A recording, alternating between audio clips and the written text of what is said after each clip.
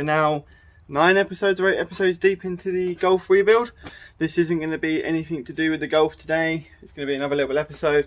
Just talk about the things we've done and gone over, and then referencing back to old videos, just to recap what we've done and where we're at. So, to kick it off, we've got the first thing was all of the bumpers and stuff, which are all now sitting underneath this cover. We took all the bumpers off, all the side stuff off, and we completely stripped the car out of all its bumpers, trims, side pieces and all that shenanigans. We then moved on to like stuff like the interior, which is all up there. We've got all the seats, front seats, all the carpets, all the side trim panels, all the carpets underneath there, front seats here.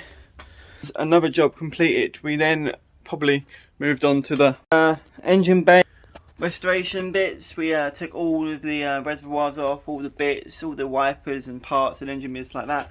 They are in these two lower boxes. I've kind of put these boxes in order of when they're meant to go back on, so obviously we took those off first, so they'll go last on. We then took the engine out of the Golf, and that was very, because I've never taken an engine out before. We got a chance to use the stand, obviously sitting there now. We got a chance to use the stand. It was very interesting. It was the first engine me and Ollie ever pulled. We also took drive shafts off of the gearbox. Gearbox is now sitting over here, waiting to be cleaned up and restored. Obviously you're going to need to replace these drive shafts.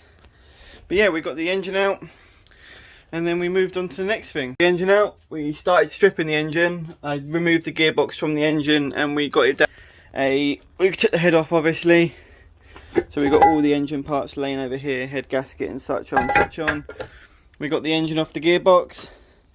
We got it free and we got it cranking over, and found out it doesn't actually look too bad. There's a few little bits of oil scoring there, but inside the pistons they all look pretty decent. So yeah, now the engine's turning under its own there. After we took the engine off and took the head off and all that stuff, we stripped the engine from the gearbox. We moved on to getting the front and rear subframes out. So we completely took them, got the car all jacked up on the axle stands out there. We undid all the subframe bolts that are still attached to the car because we're better than back on the car itself. But yeah, we got the front and rear subframes off. We got this front cross member off with the last remaining engine mount on it. And that was where we're at now. And we're moving on to the next episode, where it's going to be less than dismantling but more cutting. We're going to sort out that engine wiring loom, get it into bags so they don't get nicked or nipped by the cutting when we're cutting inside the car, because there's a few rusty bits as you've seen inside the car. But yeah, that's where we're going to move on to next, is cutting all of the rust out.